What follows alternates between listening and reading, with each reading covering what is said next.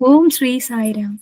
സ്വാമിയുടെ പാതാരവിന്ദങ്ങളിൽ സാഷ്ടാംഗം പ്രണമിച്ചുകൊണ്ട് അന്തർസാഗ്ന യജ്ഞത്തിന്റെ 321 ഭാഗത്തിലേക്ക് എല്ലാവർക്കും സ്വാഗതം. ഇന്ന് നമുക്ക് വേണ്ടി വായിക്കുന്നതും ഭജന പാടുന്നതും ശ്രീമതി ദീപ അജയൻ കല്ലോട്ട് സമിതിയാണ്. ശ്രീമതി ദീപ 3 ഓംകാരവും 3 സായഗായത്രിയും പറഞ്ഞുകൊണ്ട് വായിച്ചോളൂ. സായിരാം. സായിരാം. ഓം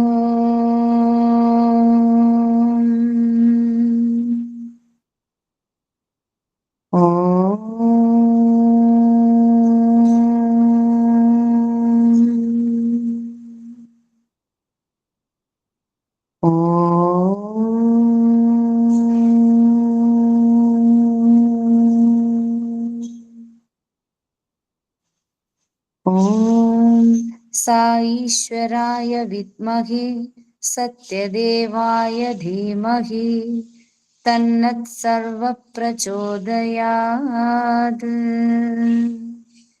സായീശ്വരായ വിദ്മഹി സത്യദേവായ ധീമഹി തന്നത് സർവപ്രചോദയാത്. സായീശ്വരായ വിദ്മഹി സത്യദേവായ ധീമഹി തന്നത് സർവപ്രചോദയാത്.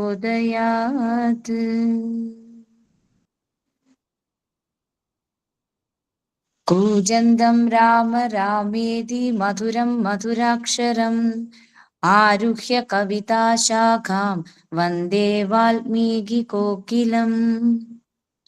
യത്ര യത്ര രഘുനാഥ കീർത്തനം തത്ര തത്ര കൃതമസ്തകാഞ്ജലിം ബാഷ്പവാരി പരിപൂർണലോചനം മാരുതിം നമത രാക്ഷസാന്തകം. അധ്യായം 31. സീതാ പരിത്യാഗം.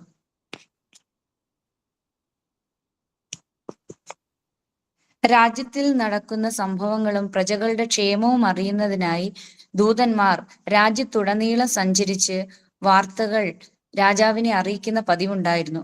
ഒരിക്കലൊരു ദൂതൻ വന്ന ശ്രീരാമനോട് ഒരു അലക്കുകാരൻ തന്റെ ഭാര്യയെ ശകാരിക്കുന്നത് കേട്ടു. പരഗൃഹത്തിൽ കഴിഞ്ഞ നിന്നെ സ്വീകരിക്കാൻ ഞാൻ രാമനൊന്നുമല്ല എന്നാണ് അയാൾ പറഞ്ഞത്. നിശിതമായ ഈ വാക്കുകൾ അസ്ത്രം പോലെ രാമന്റെ ഹൃദയത്തെ കുത്തി മുറിവേൽപ്പിച്ചു. ധർമ്മ സംരക്ഷണാർത്ഥം പ്രജകൾക്ക് മാതൃക നൽകുക എന്നതാണ് രാജാവിന്റെ പ്രഥമ കർത്തവ്യം.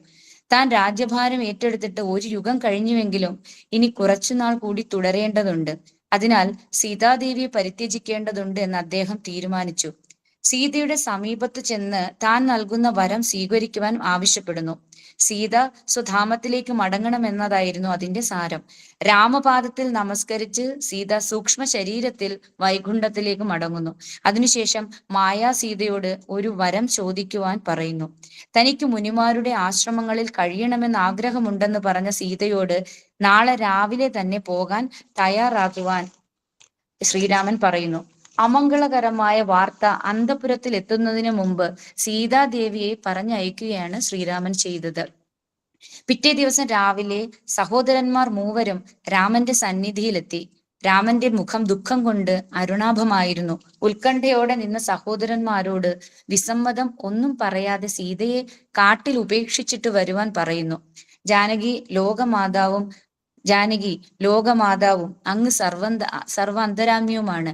പരമപവിത്രയും ഗർഭിണിയുമായ ദേവി ഉപേക്ഷിക്കുന്നത് ഉചിതമല്ലെന്ന് ശത്രുഘ്നൻ അഭിപ്രായപ്പെട്ടു. ജാനകിക്ക് രാമനെ വിട്ട് കഴിയുവാനാകില്ല. വിജ്ഞാനത്തിന്റെയും നന്മയുടെയും മൂർത്തിയായ അവർക്ക് ഏകാന്ത ജീവിതം നയിക്കാൻ സാധിക്കില്ലെന്ന് ഭരതൻ പറഞ്ഞു. സാധാരണക്കാരുടെ ധർമ്മത്തെ പറ്റിയാണ് ഭരതൻ പറഞ്ഞതെന്നും രാജാവിന്റെ ധർമ്മം പ്രജകളുടെ ക്ഷേമ പരിപാലനമാണെന്നും ഒരു വിഷമഘട്ടമോ വിപ്ലവമോ ഉണ്ടാകാതെ നോക്കേണ്ടതാണെന്നും രാമൻ അഭിപ്രായപ്പെട്ടു. തങ്ങളുടെ വംശത്തിന് ഒരു ദുഷ്കീർത്തി ഉണ്ടായിരിക്കുന്നുവെന്നും കുലത്തിൽ സൽകീർത്തി നിലനിർത്താൻ ജീവത്യാഗത്തിനു പോലും സന്നദ്ധരായിരുന്ന പൂർവികരാണ് രഘുവംശത്തിൽ ഉണ്ടായിരുന്നതെന്നും രാമൻ പറയുന്നു. ഭരതൻ വാദം തുടരുന്നത് കണ്ട് ശ്രീരാമൻ ലക്ഷ്മണനെ അഭിസംബോധന ചെയ്തു ആജ്ഞാപിച്ചു. ജനങ്ങൾ പറയുന്നതിലെ സൂചന ശരിയായി ഗ്രഹിച്ചുകൊണ്ട് ദുഃഖഭാവം ഉപേക്ഷിക്കുക.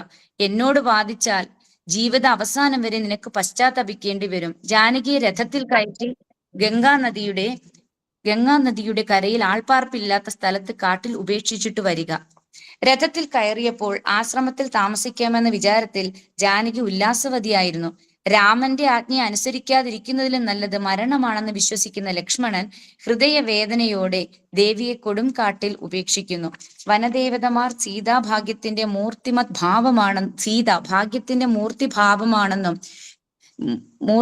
ഭാവമാണെന്നും ജീവിച്ചു കൊള്ളുമെന്നും സീതയെ തിരികെ ഉപേക്ഷിച്ച് തിരികെ പൊയ്ക്കൊള്ളാനും സീതയെ ഉപേക്ഷിച്ച് തിരികെ പൊയ്ക്കൊള്ളുവാനും അദൃശ്യരായി നിന്നുകൊണ്ട് ലക്ഷ്മണനോട് പറയുന്നു. മാതാവേ, രാമന്റെ കൽപ്പനയിൽ നിന്നും അണുപോലും വ്യതിചലിക്കുവാൻ എനിക്കാവില്ല. അതിനാൽ അങ്ങയെ ഇവിടെ ഉപേക്ഷിക്കാൻ രാമൻ നൽകിയ കൽപ്പന ഞാൻ അനുസരിക്കുകയാണ് എന്ന് പറഞ്ഞ് ലക്ഷ്മണൻ മടങ്ങിപ്പോയി. അറിവില്ലാത്ത ഒരു സാധാരണക്കാരന്റെ ജൽപ്പനം പോലും ധർമ്മിഷ്ഠനായ ഒരു രാജാവ് മനസ്സിലാക്കി വേണ്ട നടപടികൾ സ്വീകരിക്കുന്നു എന്ന് നാം മനസ്സിലാക്കുന്നു. താൻ മായാ സീതയാണെന്നും തന്റെ ഭാഗം നന്നായി അഭിനയിക്കണമെന്നും അറിയുന്ന സീത അല്പസമയത്തേക്ക് ബോധരഹിതയായി. ദുഃഖം ഘനീഭവിച്ചു നിന്നിട്ടും തന്റെ ജീവൻ നിലനിൽക്കുന്നു. ശ്രീരാമനെ വിളിച്ച് സീത വിലപിക്കുന്ന ശബ്ദം ഗംഗാസ്നാനം കഴിഞ്ഞ് ആശ്രമത്തിലേക്ക് മടങ്ങുന്ന വാൽമീകി മഹർഷി കേട്ടു. അദ്ദേഹം ദേവിയുടെ സമീപത്തെത്തിയപ്പോൾ സീത മഹർഷിയെ തിരിച്ചറിഞ്ഞു. ശ്രീരാമചന്ദ്രന്റെ പത്നിയായ തന്നെ ഇവിടെ ഉപേക്ഷിച്ചിട്ട് അനുജൻ പോയി. എന്തിനാണ് തന്നെ പരിത്യജിച്ചതെന്ന് ലക്ഷ്മണൻ പറഞ്ഞതുമില്ല എന്ന് സീത മുനിയോട് പറയുന്നു. അദ്ദേഹം സീതയെ ആശ്വസിപ്പിച്ചു. സീതയുടെ പിതാവായ ജനക മഹാരാജാവ് തന്റെ സുഹൃത്തും ശിഷ്യനുമാണ്. അതിനാൽ പിതൃഗൃഹമാണെന്ന് ധരിച്ച് തന്റെ ആശ്രമത്തിൽ താമസിക്കാമെന്നും ശ്രീരാമനുമായി പുനഃസമാഗമം ഉണ്ടാകുമെന്നും മഹർഷി പറഞ്ഞു. ശ്രീരാമ സ്മരണയോടും ആശ്രമ കാര്യങ്ങളിൽ സേവനം നൽകിയും സമാധാനത്തോടെ സീത അവിടെ താമസിച്ചു. ലക്ഷ്മണൻ ഹൃദയവ്യഥയോടെ അയോധ്യയിൽ മടങ്ങിയെത്തി. ഈ ദുഃഖവാർത്ത 3 അമ്മമാരെയും അറിയിക്കുന്നു. സീതയെ പോലെ പരിശുദ്ധയായ ഒരു കുലീന സ്ത്രീയുടെ ദുരിതങ്ങൾ ഓർത്ത് അവർ സങ്കടപ്പെട്ടു. രാമനെ കുറ്റപ്പെടുത്തുകയും ചെയ്തു. വിവരമറിഞ്ഞ നഗരവാസികൾ ഒന്നടങ്കം ദുഃഖത്താൽ വിലപിച്ചു. ഈ വിലാപങ്ങളൊക്കെ കേട്ട ശ്രീരാമൻ തന്റെ ഏക സഖാവായ ലക്ഷ്മണന്റെ ഒപ്പം ക്ഷേത്രത്തിൽ പോയി എല്ലാവരുടെയും ദൃഷ്ടിയിൽ നിന്ന് മറഞ്ഞ് അവിടെ കഴിഞ്ഞു. അടുത്ത ദിവസം അമ്മമാരെ സാന്ത്വനിപ്പിച്ചു. ഇത് രാമന്റെ രീതിയാണ്. ഒരു യഥാർത്ഥ ഭരണകർത്താവ് തന്റെ പ്രജകളെയാണ് ബന്ധുക്കളായി കാണുന്നത്. അവരുടെ ക്ഷേമത്തിനു വേണ്ടി വ്യക്തിപരമായ ബന്ധങ്ങൾ പരിത്യജിക്കണം. സീതയുടെ വിരഹം താങ്ങാനാകാതെ അമ്മമാർ യോഗാഗ്നിയിൽ തങ്ങളുടെ ശരീരം ഉപേക്ഷിച്ച് മോക്ഷം നേടി. സഹോദരന്മാർ യഥാവിധി അവരുടെ അന്തിമ സംസ്കാര കർമ്മങ്ങൾ അനുഷ്ഠിച്ചു. അതിനുശേഷം അവർ 4 പേരും വർദ്ധിച്ച ശ്രദ്ധയോടെ രാജകാര്യങ്ങളിൽ മുഴുകി. സർവ ദുഃഖഹരണത്തിനു വേണ്ടി അശ്വമേധയാഗം നടത്തുവാൻ ശ്രീരാമൻ കുലഗുരുവിനെ സന്ദർശിച്ച് നമസ്കരിച്ചു. വസിഷ്ഠ മഹർഷി യാഗം നടത്തുവാൻ അനുവാദം നൽകുന്നു. ഭരതൻ യാഗം നടത്തി കൃതഹസ്ഥരായ ബ്രാഹ്മണരെയും പുരോഹിതന്മാരെയും ക്ഷണിച്ചു വരുത്തി. യാഗത്തിനായി രാജ്യമൊട്ടുക്കെയുള്ള എല്ലാവരെയും ക്ഷണിച്ചു. യാഗത്തിനായി ജനക മഹാരാജാവിനെയും രാജ്ഞിയെയും ബന്ധുക്കളെയും ക്ഷണിക്കണമെന്ന് കുലഗുരു ഉപദേശിച്ചു. മിഥിലയിലേക്കും കിഷ്കിന്ധയിലേക്കും സന്ദേശവാഹകരെ അയച്ചു. അയോധ്യ നഗരം അതിമനോഹരമായി അലങ്കരിച്ചു. എല്ലാവർക്കും അനുയോജ്യമായ പാർപ്പിടങ്ങൾ നൽകപ്പെട്ടു. വിശ്വാമിത്ര മഹർഷിയും അഗസ്ത്യ മഹർഷിയും ആഗതരായി. പവിത്രമായ യാഗശാല കണ്ട് അവർ സന്തുഷ്ടരായി. വിവരമറിഞ്ഞ ജനക മഹാരാജാവ് അത്യധികം ആനന്ദത്തോടെ ഈ സദ്വാർത്ത തന്റെ രാജ്യത്ത് വിളംബരം ചെയ്തു. സകലവിധ സന്നാഹങ്ങളോടും കൂടി ജനക മഹാരാജാവ് അയോധ്യയിലേക്ക് പോകുന്ന വഴിയിൽ തന്റെ ഗുരുവായ സദാനന്ദനെ ഒരു പല്ലക്കിൽ തന്റെ ഒപ്പം കൊണ്ടുപോയി. സരയൂ നദിയുടെ തീരത്തുള്ള അതിസുന്ദരമായ മന്ദിരത്തിലേക്ക് ശ്രീരാമൻ ജനക മഹാരാജാവിനെയും പരിവാരങ്ങളെയും കൂട്ടിക്കൊണ്ടുപോയി. 10,000 ശിഷ്യന്മാരാൽ അനുഗതനായ വസിഷ്ഠ മഹർഷി അവിടെ എത്തി. യഥാവിധി പരിണീതയായ ധർമ്മപത്നി യജ്ഞകർത്താവിന്റെ സമീപത്ത് ഇരിക്കാതെ നടത്തപ്പെടുന്ന യാഗങ്ങൾ നിഷ്ഫലമായിരിക്കുമെന്ന് വേദശാസ്ത്രങ്ങൾ അനുശാസിക്കുന്നു. അതുകൊണ്ട് ജാനകിയെ കൂട്ടിക്കൊണ്ടുവരണമെന്ന് അദ്ദേഹം ഉപദേശിക്കുന്നു. തന്റെ പ്രതിജ്ഞയ്ക്ക് ഭംഗം വരുത്താതെയും വംശത്തിന്റെ യശസ്സിന് കോട്ടം തട്ടാതെയും എങ്ങനെയാണ് യാഗം നടത്താനാവുക എന്ന് ഉപദേശിക്കണം. ഏകപത്നി വ്രതമുള്ള താൻ മറ്റൊരു വിവാഹം കഴിക്കില്ല. സീതയെ കൂട്ടിക്കൊണ്ടുവന്നാൽ യശസ്സിന് കോട്ടം തട്ടും. അതിനാൽ ഒരു പരിഹാര മാർഗം നിർദ്ദേശിക്കുവാൻ ശ്രീരാമൻ ആവശ്യപ്പെടുന്നു. എല്ലാ മഹർഷിമാരുടെ അഭിപ്രായം സീതയെ കൊണ്ടുവരണമെന്ന് തന്നെയായിരുന്നു. പക്ഷേ എല്ലാ ധർമ്മ സംഹിതകളുടെയും അധീശനും എല്ലാ ഈശ്വര കാര്യങ്ങളുടെ മൂർത്തിമത് ഭാവവും എല്ലാ ശാസ്ത്രങ്ങളുടെയും സാരവുമായ ഭഗവാൻ ശ്രീരാമൻ സീതയുടെ സ്ഥാനത്ത് സീതയുടെ രത്നഖചിതമായ സ്വർണ വിഗ്രഹം വെച്ചാൽ മതിയാകുമെന്ന് അറിയിക്കുന്നു. ശ്രീരാമന്റെ സർവജ്ഞത്വത്തെ മഹർഷിമാർ അനുമോദിക്കുകയും ഈ പരിഹാര മാർഗം അംഗീകരിക്കുകയും ചെയ്തു. കാഞ്ചന സീതയ്ക്ക് യഥാർത്ഥ സീതയുമായുള്ള സാരൂപ്യം കണ്ട് എല്ലാവരും അത്ഭുത സ്തബ്ധരായി. മാഘമാസത്തിലെ ശുക്ലപക്ഷത്തിലെ ദ്വിതീയയിൽ യാഗം ആരംഭിച്ചു. തൂവെള്ള നിറമുള്ള കുതിരയുടെ മേൽ രത്നഖചിതമായ ജീനി അണിയിച്ച് ലക്ഷ്മണൻ യാഗാശ്വത്തെ യാഗശാലയിൽ എത്തിച്ചു. അശ്വാരൂഢരായ ലക്ഷ്മണനും 5000 യോദ്ധാക്കളും കുതിരയെ അനുഗമിച്ചു. ദിഗ്വിജയത്തിന് പുറപ്പെടുന്ന യാഗാശ്വത്തെ വസിഷ്ഠന്റെ നിർദ്ദേശപ്രകാരം ശ്രീരാമൻ യഥാവിധി പൂജിച്ചു. അത് സഞ്ചരിക്കുന്ന വഴിയിലെ രാജ്യങ്ങളിലെ രാജാക്കന്മാർ വായിച്ചറിയുന്നതിലേക്ക് ഒരു സന്ദേശം എഴുതിയ സ്വർണത്തകിട് അശ്വത്തിന്റെ നെറ്റിയിൽ കെട്ടിയുറപ്പിച്ചു. ആ സന്ദേശം ഇപ്രകാരമായിരുന്നു: അയോധ്യയിലെ വീരപുരുഷനായ ശ്രീരാമചന്ദ്രന്റെ യാഗാശ്വമാണിത്. ശക്തിയുള്ളവർ അങ്ങനെ പിടിച്ചുകെട്ടുക, അല്ലെങ്കിൽ അദ്ദേഹത്തിന് നികുതിയും കപ്പവും കൊടുക്കുക. അതിന് സാധിക്കാത്തവർ വനത്തിലേക്ക് രക്ഷപ്പെടുക. ഇതിനിടയിൽ ഭാർഗവനും മറ്റു മഹർഷിമാരും ലവണാസുരന്റെ ക്രൂരകൃത്യങ്ങളെ പറ്റി ശ്രീരാമനെ അറിയിക്കുന്നു. വിഭീഷണന്റെ ചിറ്റമ്മയായ കുംശിനയ്ക്കും മധുവിനും ഉണ്ടായ പുത്രനാണ് ലവണൻ. മഹാദേവനെ തപസ് ചെയ്ത് അദ്ദേഹത്തിൽ നിന്നും ശക്തിയേറിയ ത്രിശൂലം നേടുന്നു. അത് അയാളെ അഹങ്കാരിയാക്കുന്നു. രാമൻ തന്റെ ദിവ്യ ചൈതന്യത്തിന്റെ ഒരു അംശവും മന്ത്രശക്തിയുള്ള അമ്പുകളും ആവനാഴിയും ശത്രുഘ്നന് നൽകി. അദ്ദേഹം ലവണനെ നേരിട്ട് വധിക്കുന്നു. ലവണന്റെ പുത്രന്മാരും ശത്രുഘ്നപുത്രനായ സുബാഹുവിനാൽ വധിക്കപ്പെട്ടു. അതിനുശേഷം ശത്രുഘ്നൻ സൈന്യസമേതം യാത്ര ചെയ്ത് വാൽമീകിയുടെ ആശ്രമത്തിലെത്തി. സീതയുടെ പുത്രന്മാരായ ലവകുശന്മാർ യാഗാശ്വത്തെ ബന്ധിച്ച ശേഷം അശ്വപാലകരുമായി യുദ്ധത്തിൽ ഏർപ്പെടുവാൻ സന്നദ്ധരായി. അശ്വപാലകർ കോമളന്മാരായ കുമാരന്മാരോട് അശ്വത്തെ അഴിച്ചുവിട്ട ശേഷം ഭവനത്തിലേക്ക് മടങ്ങുവാൻ ഉപദേശിക്കുന്നു. തങ്ങളോട് യുദ്ധം ചെയ്ത് അശ്വത്തെ കൊണ്ടുപോകാൻ അവർ സൈനികരോട് പറയുന്നു. അനുസരിക്കാൻ കൂട്ടാക്കാത്ത കുമാരന്മാരുടെ നേരെ ആക്രമണത്തിന് ഭടന്മാരൊരുങ്ങി. ലവൻ ലാഘവത്തോടെ അസ്ത്രങ്ങൾ പ്രയോഗിച്ച് ഏറ്റ് ഭടന്മാർ പലരും വീണു. മുനികുമാരന്മാർ യാഗാശ്വത്തെ പിടിച്ചു കെട്ടിയ ധിക്കാരമറിഞ്ഞ് ശത്രുഘ്നൻ പടയുമായി അവരെ സമീപിക്കുന്നു. പടക്കളം കണ്ട് അദ്ദേഹം ഞെട്ടിപ്പോകുന്നുവെങ്കിലും ചെറിയ കുട്ടികളായ അവർ യാഗാശ്വത്തെ അഴിച്ചു വിട്ടിട്ട് മടങ്ങിപ്പോകാൻ ശത്രുഘ്നൻ ആവശ്യപ്പെടുന്നു. അവർ താങ്കൾ ആരാണെന്നും എന്തിനാണ് കുതിര ഇങ്ങനെ അഴിച്ചു വിട്ടിരിക്കുന്നതെന്നും സ്വർണത്തകിട് എന്തിനാണ് കെട്ടിയിരിക്കുന്നതെന്നും ചോദിച്ചു. മാത്രവുമല്ല, ധൈര്യമുണ്ടെങ്കിൽ ആ സ്വർണത്തകിട് എടുത്തു കൊണ്ടുപോകുവാൻ വെല്ലുവിളിക്കുകയും ചെയ്തു.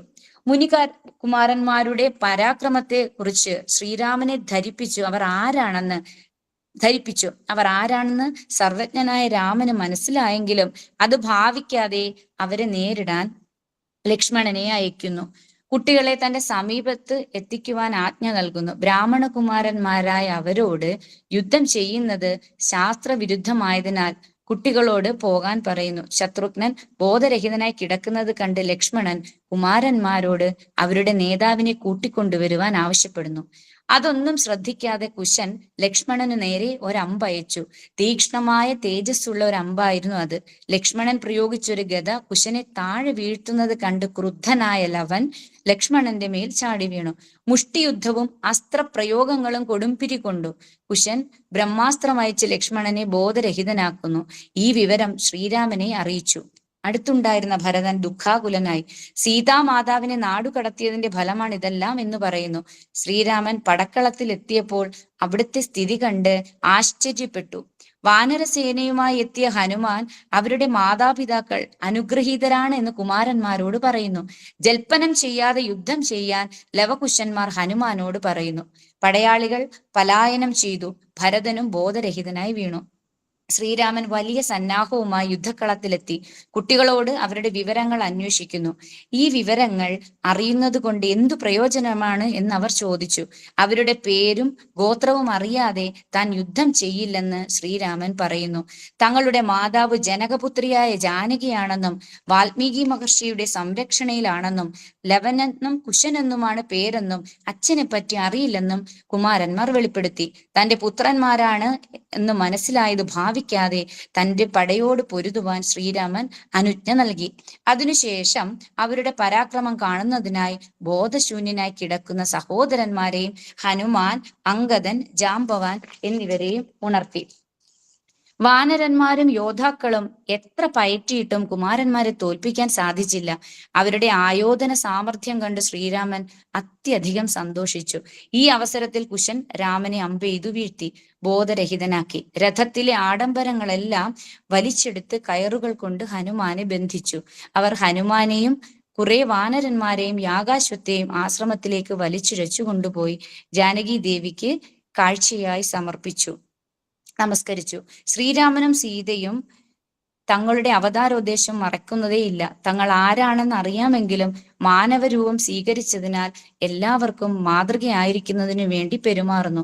സാധാരണ മനുഷ്യർക്കുണ്ടാകുന്ന സംശയങ്ങളോ സ്വഭാവ വൈരുദ്ധ്യങ്ങളോ ഒന്നും ബാധിക്കാതെ മനുഷ്യൻ എന്ന നിലയിൽ നേരിടേണ്ടി വരുന്ന എല്ലാ വെല്ലുവിളികളെയും ഏറ്റവും ഉത്തമമായ രീതിയിൽ നേരിട്ട് മാതൃകാ ദമ്പതികളാകേണ്ടത് എങ്ങനെയെന്ന് ലോകത്തിന് കാണിച്ചു കൊടുക്കുന്നു.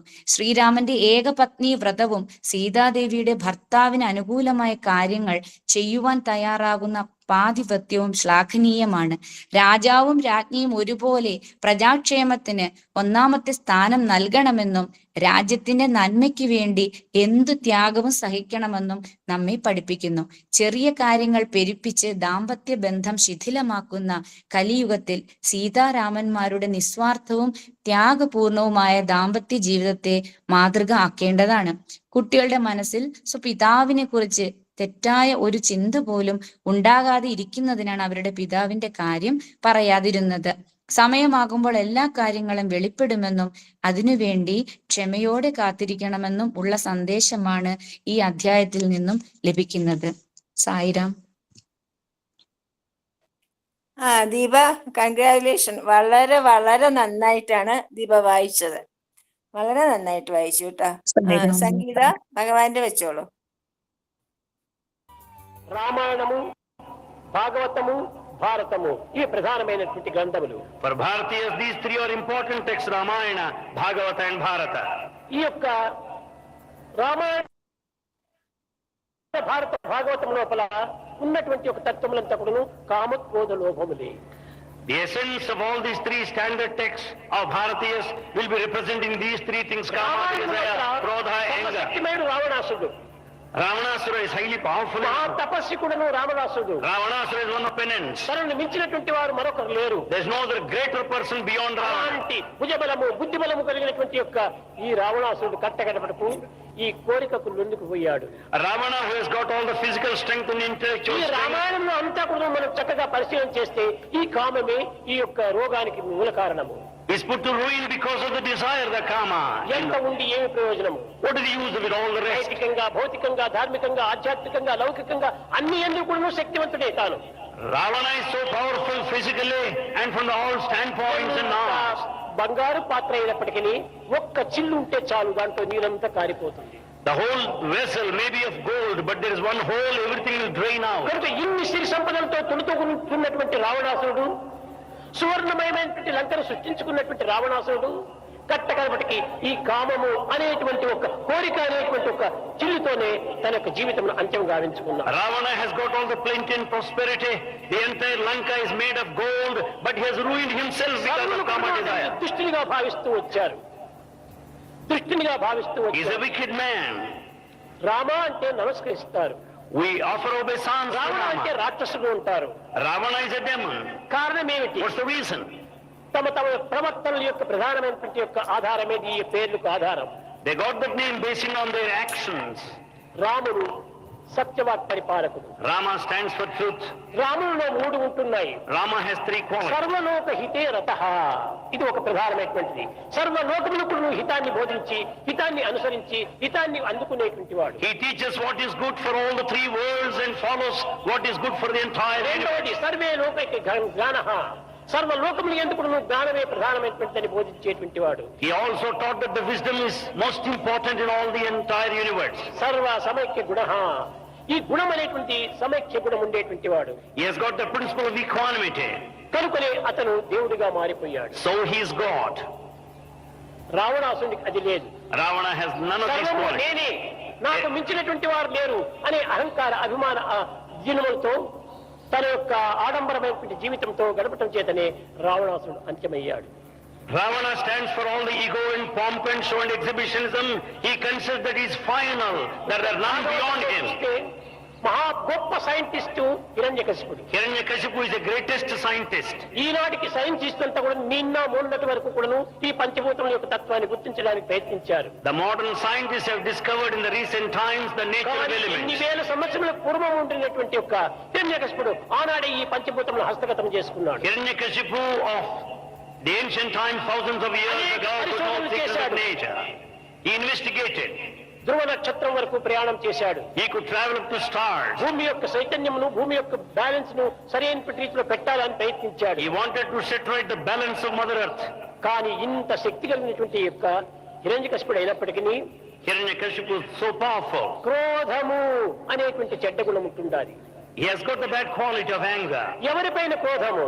On whom is he angry? Narayana పైన క్రోధము. He is very angry with God himself. ఈ భగవంతుని పైన ఉన్నటువంటి క్రోధము చేతనే కట్టగడప తాను సర్వము త్యజించి కట్టగడప దుర్జనమైనటువంటి జీవితాన్ని గడుపుతూ వచ్చాడు. Because of anger towards God, he lost everything and led a pitiful life. కట్టగడపటికి భగవంతుడితోనే మరణించాడు. And ultimately he died in the hands of God. ఇంకా భారతమునందు, Then Bharata. ఈ భారతమునందు సర్వము తానే అనేటువంటి విశ్వాసం అహంకారం చేత విర్రవీగుతున్నటువంటి దుర్యోధనుడు ఏమిగా చేయాడు?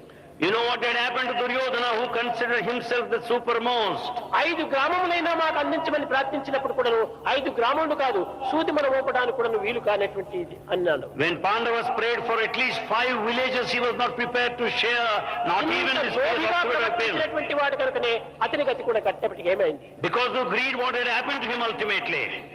కనుకనే ఈ కామక్రోధ లోభం అనేటువంటివి మనలో ఒక దుర్మార్గమైనటువంటి రాక్షసులుగా ప్రవేశిస్తున్నాయి. Therefore, the desire, anger and greed are the demonic qualities. సప్తరజో తమో గుణముల యొక్క తత్వాన్ని మనము ఏకత్వంగా భావించినప్పుడే ఈ దుర్మార్గమైనటువంటి గుణములను మనము చక్కగా మనం సంహరించవచ్చు. Then once you establish the unity of Sattva, Rajas, Tamo Guna qualities, you will be away from these 3 wicked qualities.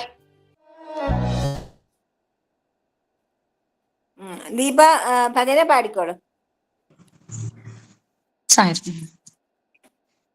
Ram नाम तारकं सदा भजो रे, राम नाम तारकं सदा भजो रे, सदा भजो रे, सदा जपो रे, सदा भजो रे, सदा जपो रे, राम नाम तारकं सदा भजो रे, राम नाम तारकं सदा भजो रे, राम राम राम कोदंड रामा, राम राम राम कोदंड रामा, राम राम राम कल्याण रामा, राम राम राम कल्याण रामा, राम नाम तारकं सदा भजो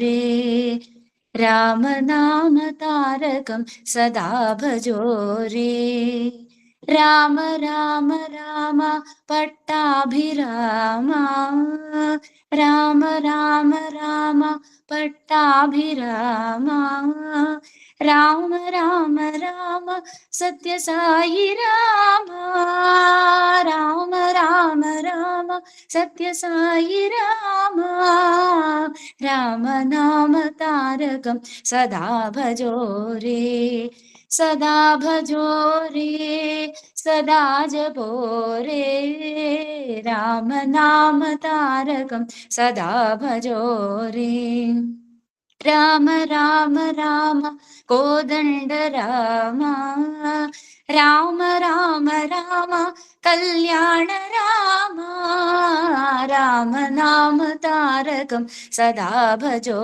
रे राम नाम तारकं सदा भजो रे सदा भजो रे सदा जपो रे सदा भजो रे സദാ ജപോരേ. വെരി നൈസ്, വെരി നൈസ് കേട്ടോ. ഒരു കൃഷ്ണന്റെ പാട്ട് ഒന്ന് തയ്യാറാക്കി വെച്ചോളൂ. ഈ ക്വിസ് കഴിഞ്ഞിട്ട് ഒരു കൃഷ്ണന്റെ പാട്ട് പാടും. ഇന്ന് ജന്മാഷ്ടമി അല്ലേ, അതുകൊണ്ട് നമുക്ക് ക്വിസിലേക്ക് പ്രവേശിക്കാം. ശ്യാമള പറയൂ, ഒരു ദിവസം ഒരു ദൂതൻ വന്ന് പറഞ്ഞ ഹൃദയഭേദകമായ വാർത്ത എന്തായിരുന്നു? ഒരു അലക്കുകാരൻ ഭാര്യയുമായി കലഹിക്കുന്നത് കേട്ടു. വഴക്കിന്റെ ഇടയിൽ പറഞ്ഞു, ഞാൻ രാമനല്ല, ആരുടെ അന്യപുരുഷന്റെ കൂടെ താമസിച്ചിട്ട് വന്നത് കേട്ടാൻ എന്ന് പറഞ്ഞു. അത് രാമന് ഭയങ്കര പുരുഷൻ പറയല്ല, അന്യഭവനത്തിൽ താമസിച്ചിട്ട് വന്ന എന്നാണ്.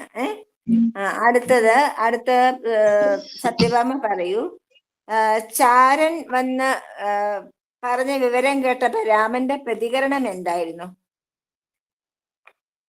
ആ വാക്കുകൾ രാമന്റെ ഹൃദയത്തിൽ വളരെയധികം വേദനാജനകമായി തറച്ചു.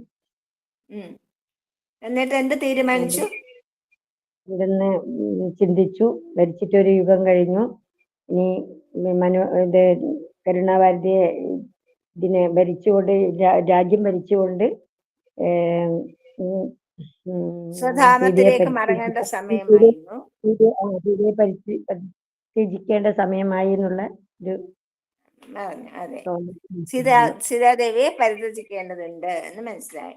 രാമൻ സീതയോട് എന്താണ് പറഞ്ഞത് ശ്യാമള?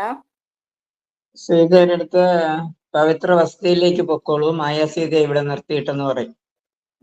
മാത്രമല്ല, ജാനകി, നീ ഇതുവരെ എന്നിൽ നിന്ന് ഒരു വരവും ആവശ്യപ്പെട്ടിട്ടില്ല, അതുകൊണ്ട് ഒരു വരം ആവശ്യപ്പെട്ട് സൂക്ഷ്മ ശരീരത്തിൽ വൈകുണ്ഠത്തിലേക്ക് പോകാനും പിറ്റേ ദിവസം ആശ്രമങ്ങളിൽ താമസിക്കാനുള്ള ഇച്ഛ പൂർത്തീകരിക്കാനായിട്ട് അതിരാവിലെ തന്നെ പുറപ്പെടുവാൻ തയ്യാറാകുവാനും പറയുന്നു.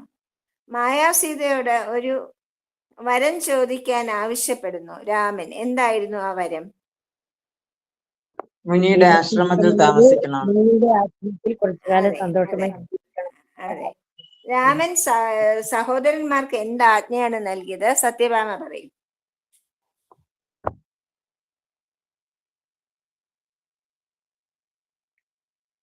എന്താ പറഞ്ഞത്? എല്ലാ സഹോദരന്മാരോടും പറഞ്ഞു സീതയെ കാട്ടിൽ കൊണ്ട് ഉപേക്ഷിച്ചിട്ട് ഉപേക്ഷിക്കാൻ പറഞ്ഞു. അപ്പോ ഭരതന്റെ ഉത്തരം എന്തായിരുന്നു?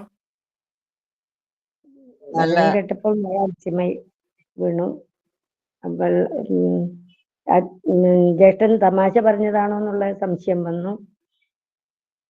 ലോകമാതാവും പരമപവിത്രയുമായ ഗർഭിണിയുമായ സീതയെ ഉപേക്ഷിക്കുന്നത് ശരിയാണോ? അതിന്റെ ഉത്തരം എന്തായിരുന്നു രാമൻ നൽകിയത്?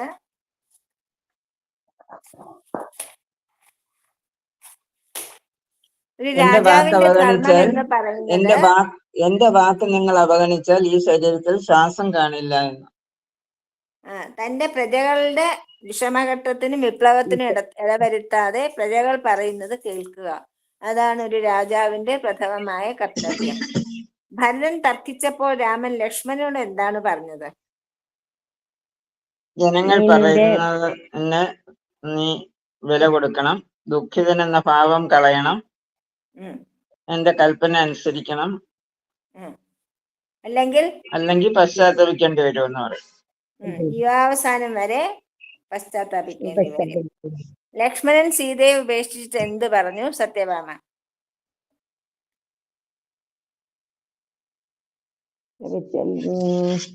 ജ്യേഷ്ഠന്റെ കൽപ്പന നിന്നും അണുവിട പോലും വ്യതിചലിക്കാൻ എനിക്ക് കഴിയില്ല, അതുകൊണ്ടാണ് ഞാൻ അങ്ങേ ഈ കാട്ടിൽ വിട്ടിട്ട് മടങ്ങുന്നത്.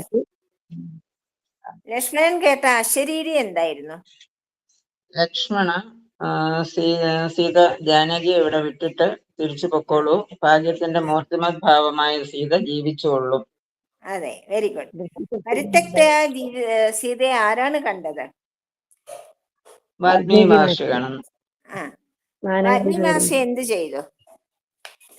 വാൽമീകി മഹർഷി സീതയെ തന്റെ പുത്രിയായി കണക്കാക്കി തന്റെ സ്നേഹിതന്റെയും ശിഷ്യന്റെയും പുത്രിയായ അവരോട് അന്വേഷിച്ച് കാര്യങ്ങൾ മനസ്സിലാക്കി സീതാദേവി തന്റെ സ്നേഹിതന്റെയും ശിഷ്യന്റെയും പുത്രിയാണെന്ന് മനസ്സിലാക്കി സ്വന്തം പിതൃഗ്രഹം പോലെ എന്റെ ഗൃഹത്തിലേക്ക് വന്നോളൂ എന്ന് പറഞ്ഞു. അതെ, സീതാദേവി ആശ്രമത്തിൽ എങ്ങനെയാണ് കഴിഞ്ഞത്? ആധ്യാത്മിക ചിന്തകൾ മുഴുകി ശിഷ്യന്മാരോടുകൂടി രാമസ്മരണയോടെ ആശ്രമകാര്യങ്ങളിൽ സഹായിച്ചും മഹർഷിയുടെ സത്സംഗത്തിലൊക്കെ പങ്കുകൊണ്ടും സന്തോഷത്തോടെ ജീവിച്ചു. അയോധ്യയുടെ അവസ്ഥ എന്തായിരുന്നു ശ്യാമള?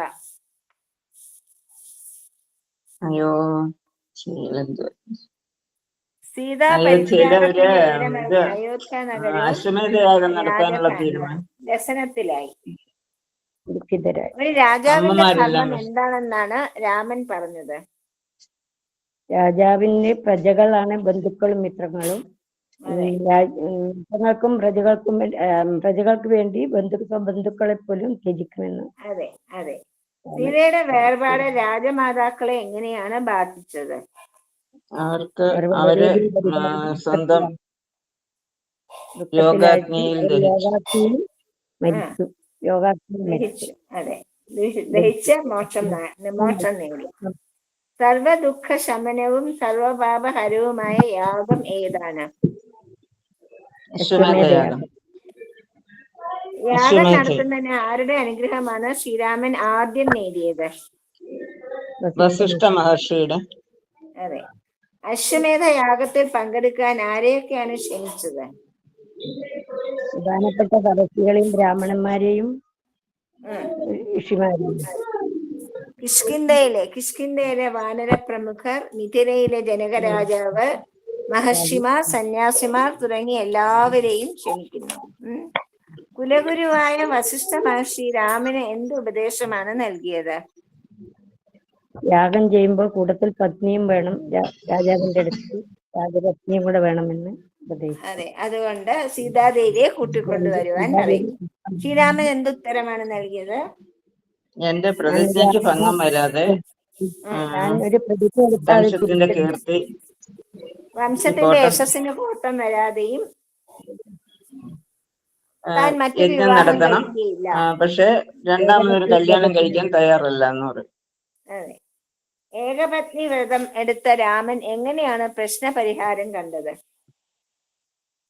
പത്നിയുടെ സ്ഥാനത്ത് രത്നഖചിതമായ ഒരു പ്രതിമ കാഞ്ചന സീത ആക്കി മാറ്റി സ്ഥാപിച്ചു. അതെ. കാഞ്ചന സീതയെ കണ്ട ജനങ്ങൾ എന്താണ് വിചാരിച്ചത്?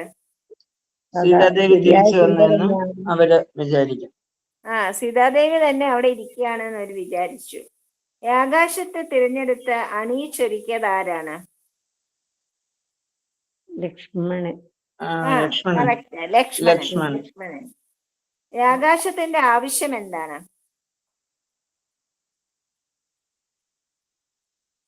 അശ്വമേധ യാഗം നടത്തുമ്പോൾ ഒരു അശ്വത്തെ എല്ലാ സ്ഥലത്തേക്കും അയക്കുന്നു. അതിനെ എതിർക്കുന്നവർ അതിന്റെ കൂടെ പോകുന്ന സൈന്യവുമായിട്ട് യുദ്ധം ചെയ്ത് ജയിക്കുകയോ പരാജയപ്പെടുകയോ ചെയ്യണം. അത് യുദ്ധം ചെയ്യാൻ തയ്യാറല്ലാത്തവർ കാടുകളിലേക്ക് ഓടി പരാജയം സമ്മതിക്കണം. ഇതാണ് ആകാശത്തെ അടുക്കുന്നത്. ലവണാസുരൻ ആരാണ്? രാവണന്റെ വിഭീഷണന്റെ ചിറ്റമ്മയുടെ മകളായ കുംഭിനശയുടെയും മധുവന്നാസുരന്റെയും പുത്രൻ. ലവണന് ശക്തിയേറിയ തൃശൂലം സമ്മാനിച്ചത് ആരാണ്? ഭഗവാൻ. അതെ, മഹാദേവൻ, പരമശിവൻ. ലവണാസുരനെ നേരിടാൻ പോയത് ആരാണ്? ശത്രുഘ്നൻ. അതെ, ആരാണ് ലവണാസുരന്റെ പുത്രന്മാരെ വധിച്ചത്? ശത്രുഘ്നന്റെ മകനായ സുബാഹു. അതെ അതെ. പിന്നെ എങ്ങനെയാണ് ശത്രുഘ്നൻ ലവണാസുരനെ കൊല്ലാൻ പറ്റിയത്? രാമരാമ ശബ്ദം രാമനാമം അയച്ച. Very good, complete. ആകാശത്തെ സൈന്യസമേതം പിന്തുടർന്നത് ആരാണ്? ശത്രുഘ്നൻ. ലക്ഷ്മണൻ. ശത്രുഘ്നൻ. വാൽമീകിയുടെ ആശ്രമത്തിലെത്തിയ ശത്രുഘ്നൻ എന്താണ് കണ്ടത്? സീതാദേവിയെയും കണ്ടു. അല്ല, സീതാദേവിയെ കാണുന്നില്ല. ആകാശത്തെ പിടിച്ചു കെട്ടിയിട്ട് അമ്പും വില്ലുമായി യുദ്ധസന്നദ്ധരായി നിൽക്കുന്ന 2 കുട്ടികളെയാണ് കാണുന്നത്. ആ കുട്ടികൾ ആരായിരുന്നു? സീതാദേവിയുടെ ലവനും കുശനും. ആകാശത്തെ അനുഗമിക്കുന്ന അശ്വഭടന്മാർക്ക് എന്ത് സംഭവിച്ചു? അവരെല്ലാവരും യുദ്ധത്തിൽ തോറ്റ് നിലംപതിച്ചു. അവര് ബാക്കിയുള്ള ഭടന്മാരെ ശത്രുഘ്നോട് പറഞ്ഞപ്പോ ശത്രുഘ്നൻ എന്ത് ചെയ്തു? ലവകുശന്മാരോട് യുദ്ധത്തിനായിട്ട് തുടങ്ങുന്നു. കുതിരയെ അഴിച്ചുവിടാൻ ആവശ്യപ്പെട്ട ശത്രുഘ്നനോട് കുമാരന്മാർ എന്തു പറഞ്ഞു? നിങ്ങള് അപേക്ഷിക്കാനാണോ വന്നത്, അല്ലെങ്കിൽ പരാക്രമശാലിയാണെങ്കിൽ യുദ്ധം ചെയ്ത്? അതെ, വന്നിട്ട് നെറ്റിയിലെ സ്വർണ്ണത്തകട് എടുത്തുകൊണ്ട് പോകാൻ പറയും. എന്നിട്ട് കുതിരയെ കൊട്ടഴിച്ച് കൊണ്ടുപോയിക്കോളാൻ പറയും. ശത്രുഘ്നൻ പരാധീനായപ്പോൾ എന്ത് ചെയ്തു? കുമാരന്മാരുടെ വിവരം രാമനെ അറിയിച്ചു. പടക്കളത്തിൽ നിന്ന് പോയി. രാമൻ ഈ വാർത്ത അറിഞ്ഞപ്പോൾ എന്ത് ചെയ്തു? ലക്ഷ്മണനെ നേരിട്ട് വന്ന് യുദ്ധം ചെയ്തു. അല്ല, അവർ മുനികുമാരന്മാരല്ലെന്നും തന്റെ കുട്ടികളാണെന്നും രാമന് അറിയാമായിരുന്നു. അതുകൊണ്ട് ലക്ഷ്മണനെ അവിടേക്ക് അയക്കും. ലക്ഷ്മണനുമായിട്ടുള്ള യുദ്ധം എങ്ങനെയാണ് അവസാനിച്ചത്? രാവണ കുട്ടികളായതുകൊണ്ട് അല്ല. കുശൻ വാൽമീകി അഭ്യസിപ്പിച്ച ബ്രഹ്മാസ്ത്രം പ്രയോഗിച്ച് ലക്ഷ്മണനെ ബോധരഹിതനാക്കി. ഭരതനോട് കുട്ടികളെ നേരിടാൻ പറഞ്ഞപ്പോൾ ഭരതൻ എന്താണ് പറഞ്ഞത്? സീതാമാതാവിനെ നാടുകടത്തിയതിന്റെ ഫലമാണ് ഈ അനുഭവിക്കുന്നതെല്ലാം എന്ന് പറഞ്ഞു. ഭരതന് പകരം ആരാണ് പോയത്? ശത്രുഘ്നൻ. ശ്രീരാമനും ഹനുമാനും. ഹനുമാൻ കുമാരന്മാരോട് എന്താണ് പറഞ്ഞത്? നിങ്ങളെ പോലെ വീരന്മാർക്ക് ജന്മം കൊടുത്ത മാതാപിതാക്കൾ അനുഗ്രഹീതരാണ് എന്ന് പറഞ്ഞു. അവരെ നേരിട്ട ഭരതൻ എന്ത് സംഭവിച്ചു?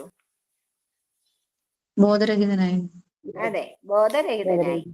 ആരൊക്കെയാണ് രവകുശന്മാരോട് നേരിട്ട് ബോധരഹിതരായത്?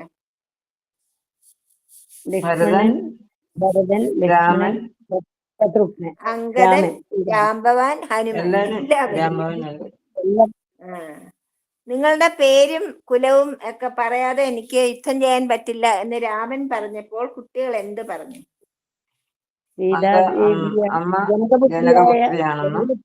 സീതാദേവിയാണ് അമ്മ. ഞാൻ വാൽമീകി ആശ്രമത്തിൽ നിന്നും വാൽമീകി മഹർഷിയാണ് അവരെ വളർത്തുന്നത്.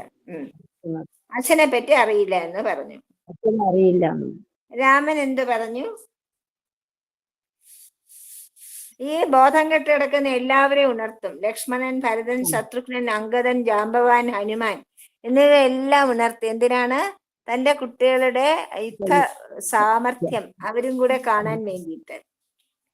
ലവകുശന്മാരെന്ത് ചെയ്തു? കുശൻ രാമനെ ആക്രമിച്ച് അദ്ദേഹത്തെ ബോധരഹിതനാക്കി. രഥത്തിലെ അലങ്കാരങ്ങളെല്ലാം വലിച്ചു പൊടിച്ച് അതിലെ കയറ് ഊരിയെടുത്ത് ഹനുമാനെ ബന്ധിച്ച് വലിച്ചു കൊണ്ടുപോയി. എല്ലാവരെയും കൂടെ ആകാശത്തെയും കൂട്ടി സീതയുടെ മുമ്പിൽ ചെന്ന് സീതയ്ക്ക് കാഴ്ചയായിട്ട് അതൊക്കെ വെച്ചു. ഇതാണ് അവിടെ നടന്നത്. ഓക്കെ. സായിരാം. അപ്പോ ദീപ ഒരു കൃഷ്ണന്റെ പാട്ട് പാടിക്കോളൂ. കൃഷ്ണ ഭജന.